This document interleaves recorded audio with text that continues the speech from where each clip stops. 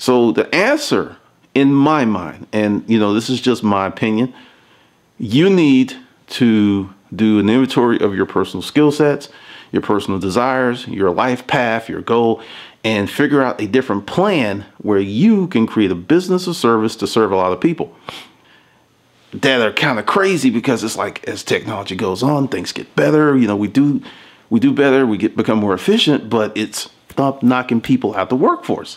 Jobs are being created are also being chipped away by technology. So you've got this really Pandora box and this perfect storm of some really cataclysmic events. And when I say a lot of people, a few hundred to a few thousand, well, a few hundred can give you a great livable income. A few thousand can make you a millionaire. I'm sitting here watching CBS Sunday Morning, and wow, I've had this a long time. It's a little ratty. And they're talking about raising the minimum wage. And I'm looking at it, the stories of a woman, Chicago, $8 an hour. She's been in that situation for the last 10 years. She's got 2 kids. She's trying to make it on $1,000 a month in Chicago. Wow. I feel for her. I really, really do. I'm looking at what people fail to realize, because they show the gap where, well, not a gap, a graph where income really stalled. And the thought was a lot of industries no longer have unions to make this happen. There's a piece of the puzzle that is missing. You will be paid based on how easy it is to replace you. DC tried to punk out Walmart. Walmart said, we won't finish building these stores. DC mayor vetoed it, the bill to have Walmart raise their minimum wage, and those stores got built because, in the grander scheme of things, 6 Walmarts in the area contribute greatly to the economy because they provide jobs. I mean, it's just, there's such a spillover effect. But I just decided to do this video because people are not really understanding. Going back to the larger point, your pay is determined primarily based on how easy it is to replace you. The easier it is to replace you, the lower your pay will be. And I sit back and, like I said, I'm trying to be compassionate here because I know it's 2013 and many people think the recession is over. It's not. It's not. We're in the midst of the holiday seasons, and you will see certain things that just happen every year. Someone's house burns down Christmas Eve, Thanksgiving. I've already seen a few of those fires, and many people will be laid off. And there's this new thing, this disruptive economy that's happening that people are not really keying in on. You can be educated. You can have a PhD. I was watching some videos this morning, and there were people in Silicon Valley, workers 48, 50 something, well credentialed, did all the right things. I talked about this before. And they are in that same position as this woman who makes $8 an hour. They're in the same position. This new economy is no joke. But on raising minimum wage, this is where I'm going to get called a Republican. Based on what I know about creating your own economy, building your own business, it's a bad idea, because the golden rule is he who has the gold makes the rules. It's never going to change. So what's going to happen if these companies are forced to increase the minimum wage? They're going to pull it out of some other place. Money is going to flow from one cost center to another. Something's going to happen, and it's not going to be good. It will force these companies to be more efficient. It will force these companies to do more with less. So the actual converse of what's desired is more money for more workers will be more money for a smaller pool of workers. Because that's what's going on. Because many people who are making these policies have never, ever run a business. And that is the big, big problem. That is a huge problem. Because when you had a business, you had payroll, you've had to deal with all kinds of stuff, code enforcement, you have a different outlook on this stuff. And that's why I can speak this way about it, because I've been on both sides of the table. I've been that I've been that 525-hour worker, working at labor force, labor ready, these places that you go in the morning at 4:30, and you sit there and hope that you hope to get chose to go out to get some money. I did that shit for 2 years. It was not fun. So that's what I'm saying. I'm being a little bit more compassionate because I know what it's like to work your ass off, and at the end of the week, you might have $120 after, 120, 180. That is horrible. But the other side is you have free will and choice. So it's like, once again, this personal responsibility thing comes up. Like, one of the biggest reasons that I see that a lot of people are in poverty is they have no skill sets before they have kids. Because if you're an attorney, single woman, you're an attorney, you're making $70,000 to $250,000 a year, and you have a child, it's going to be challenging. But it's going to be a totally different ball game between you and that place versus this woman who makes $8 an hour. It's a totally different ball game. Yes, the only thing you have in common is you both have children and no husband. That's it. After that, it's over, because that attorney who may be a single mother makes more money than many couples. So that creates a really interesting scenario.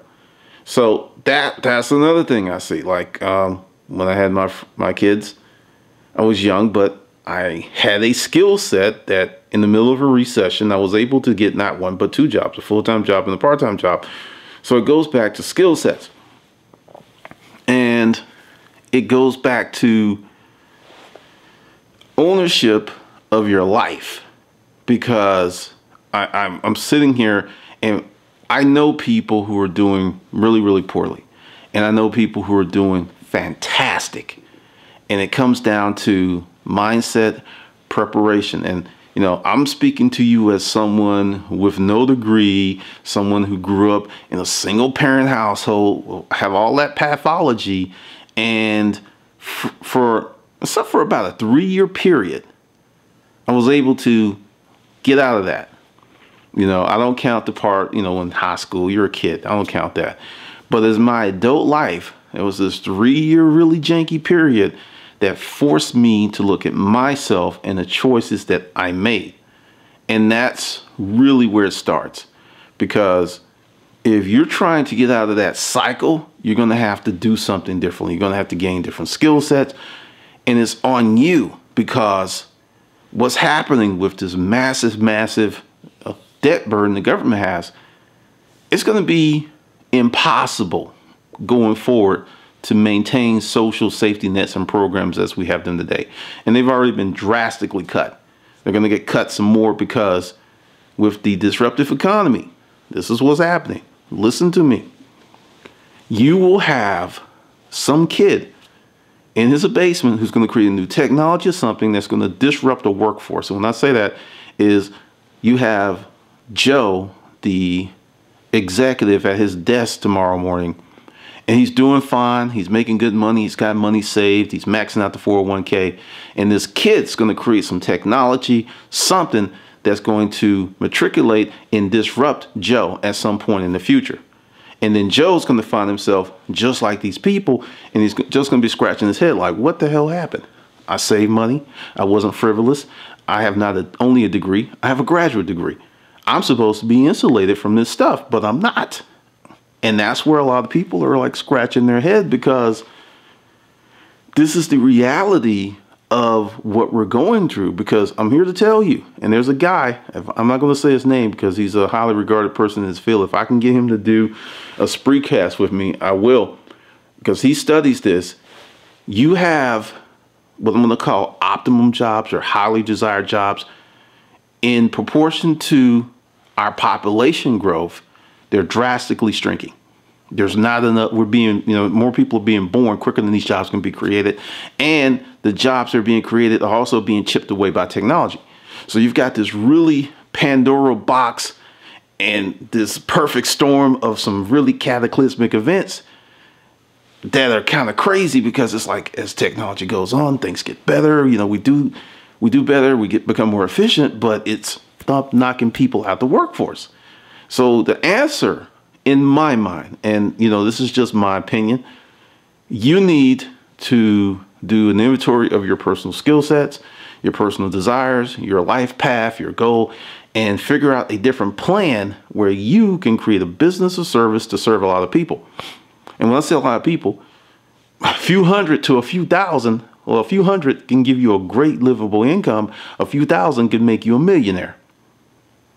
So think in those terms, because I see this push and push back, and once again, he who has the gold makes the rules. There's not going to be a lot of traction for the McDonald's and the Walmarts to go ahead and decimate their profit margins to give people these big raises to do the job they're already doing with no additional value or benefit coming from that raise. It makes no sense metrically it makes no sense. It makes no sense at all. And like I said, I'm looking at this. One of the reasons that I created Hustler University, and a lot of people don't understand that, because I came on YouTube as the storage auction guy. And it wasn't so much the storage auction stuff that helped make me successful. It was a mindset that I developed during those 3 years when I was in the Antarctica of poverty, the Antarctica of adult personal poverty. That shit, it fucks with your mentality, man. It messes with your self-esteem. You don't feel worthy. You're depressed. So I know what that's about, but I'm glad I went through it because it prepared me for what's coming. Change. The people who have these low skill, low wage jobs, there are going to be more of those. Excuse me. There are going to be many, many more of those kind of jobs. There will be a lot more of those jobs, way more, because we've gone from a manufacturing nation, the United States. We were innovators, manufacturers. We just put stuff out in the world. We exported cars, machinery, technology, ideology and stuff. And now we're just consumers. We're just consumers and service oriented for the long haul. And in that is opportunity, because if you become a producer or a creator, even on a small level, you can significantly change your life. I've got people in the group that have done it. I've got a guy who 3 years in the storage auction game, he hit 6 figures in personal income. To me, that's fantastic. You have the ability, and really, when you want to look for heroes, go to any immigrant dense neighborhood in your locale and just drive around, and you'll see what they did. It's like, okay, I don't speak English. I'm new to this country, but guess what? I got to eat. I can't get a job. I can create one. I have this saying that when, I've got problems to solve, and it's racist, but, it's racist in the way that people don't mind when you say it. Because it's like, people take the positive racist comments very well. Like, black folks and the big dick and Jewish people are super smart and rich. They're like, yeah, we're going to take that one. But the other stuff we don't want. I go in Asian mode when I am trying to solve problems. And Asian mode is working my ass off and not being at the point of, I hope to be smart. It's I can make myself smarter. Asian kids feel that if they don't understand the problem, the coursework, in their mind is, I'm not working hard enough. Not the chips are stacked against me. I need to know some. It's a matter of will, working hard to get to that point. And that's Asian mode. And that's what mode that I went into whenever I had a serious problem. That's what you got to go into. You can't solve these problems of, you're not making the money you want by the same level of thinking that created that situation. You got to think differently. You got to elevate your thinking, because I'm saying this because there are going to be many more people who are going to find themselves in this position. I mean, it's like, I don't even have a crystal ball. It's just the dots are so big you could just see it because of the narrative of what it takes to be successful in the United States of America. I mean, the old path still works for a group of people. I met a guy at a holiday party. He's a mechanical engineer. He went to school, but he was a smart guy. He used the Hope Scholarship, went to a highly regarded school, graduated, got a job with no student loan debt. That's a win. For someone else who's not so smart, who's going to spend $80,000 to $150,000, and the other problem is, when you go for those job interviews, your GPA for certain jobs, that's going to count. Yeah, it's going to count. So it's almost like if you're not getting a scholarship, maybe you need to pull away from that and step back and up your intellect for that job, because that stuff is really important. It's really important if you're going to go the traditional way of success, which is going to school, getting a degree, and entering into the workforce. You have to be super smart for that to work, because I was talking to him, and he recently got married, and she's an attorney, and we were just talking, and I was like, yeah, all attorneys don't make a lot. And he's like, man, I thought attorneys made a lot of money. He's like, I make way more than she does. STEM-based education, science, technology, engineering, STEM, and it's just a big thing. So if you find yourself in one of these situations where you have to make some changes, my advice to you would be, sell everything. I know it's going to sound really crazy. Take personal accounting of everything in your house and everything that you absolutely don't need. Get rid of it, sell it, get yourself a roommate, move in with a parent, but don't move in just for free. Just come, it's like, look, I got a plan. I'm selling everything, and get yourself new training, start a business, and devote yourself to that like 100%. No dating. No, I'm telling you what I did when I was in Antarctica. No dating, no hanging out. It's just 100% blinders, boom. Because that's the way a lot of really successful companies are created. And you have to think of yourself as a company, and you have to think of yourself as an enterprise, and these things that you have to do that will help you become more successful. Because I was pulling up a bunch of videos here on YouTube, 2010, 2011, 2012. I'm seeing the same kind of videos. The economy is only getting better for a group of people. And that's for folks who are looking at this thing totally differently than you are. If you're struggling, if you're really struggling.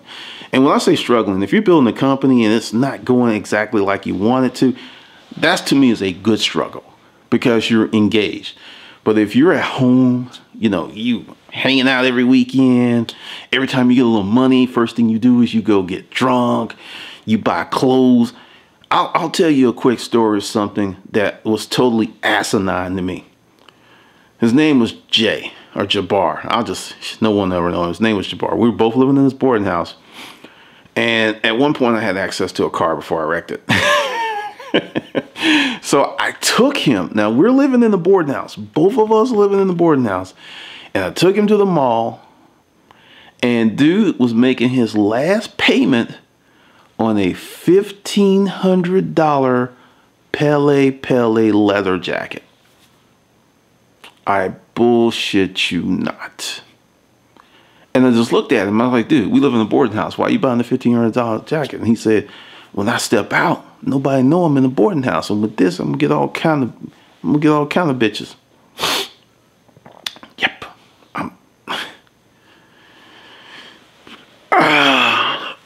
Yeah. I mean, I get a little sad when I think about that. That $1,500 would have bought him a car. It would have bought him a car. $1,500 will get you a car today. No, it may not be what you want, but it's a point A to point B type ride. Get you situated. And that's kind of that mentality, We used to sit around and people used to talk about how things weren't going well. And I just started looking at personal behaviors like that. I mean, I will never forget that. I just thought that was the most egregious misappropriation of funds on earth for him in his situation. And sometimes he was late on his room rent. It was just like, damn. But if you're doing that type of stuff and you're wondering why your life isn't getting any better, that is the reason. That's it. You got to peel this stuff away, because for radical change, it's going to take radical action. And a lot of people try to do what I call, I want to maintain my current lifestyle, but I want to experience remarkable and extraordinary results in other areas of my life. But I'm holding on to this car or these 2 cars or these 3 cars. And I've got this gym membership to a gym I don't go to. And I've got like, $200, $300 cell phone bill on top of a $200, $300 cable satellite bill. When you look at your communications and technology bill and you don't have a business, if you have a business, I see that working. $200 for your cell phone bill because you got 2 or 3 phones, your technology, I see that. But if that's just for personal entertainment, and I'll give you the math. Say you make $45,000 a year, right? Your cell phone bill's $200. Your cable bill's $200. That's $400, right? No, it's not $400. No, it's not $400. It's $5,000 a year. That's 1/8 of your gross, not your take home. That's your gross. So you're at 45. I'm thinking you're going to bring home maybe 36, 38.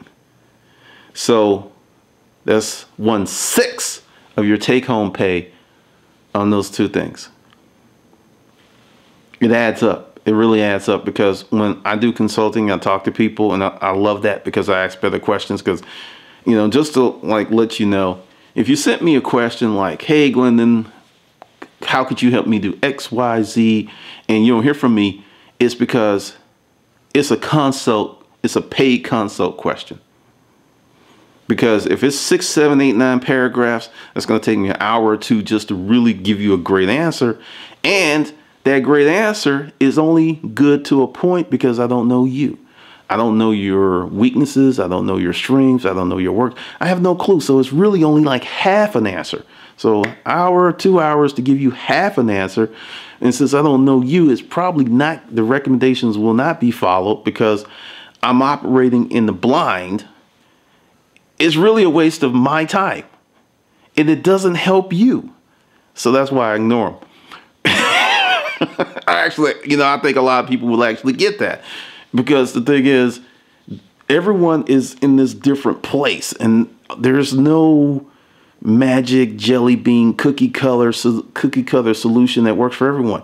Because even with like a proven concept like McDonald's, there are some McDonald's franchisees that don't do well, and McDonald's takes it away. And that's a proven, very methodical, We dot all the I's, we cross the T's, and we put a border around everything.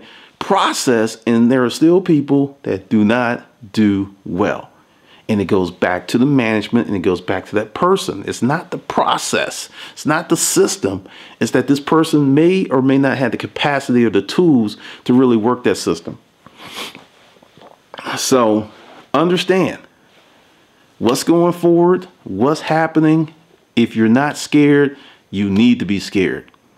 You need to be thinking, how can I get ahead of the big penis in the sky?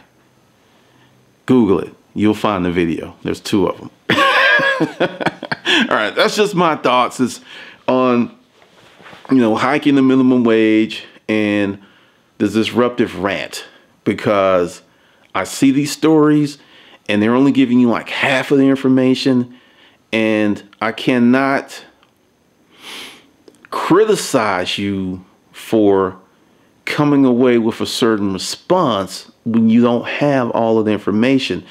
It's hard to ask a question that you don't know that you should ask when you don't have the information. And that's what a lot of this stuff does. A lot of people don't even know that there should be other questions asked. I'll give you a real good example.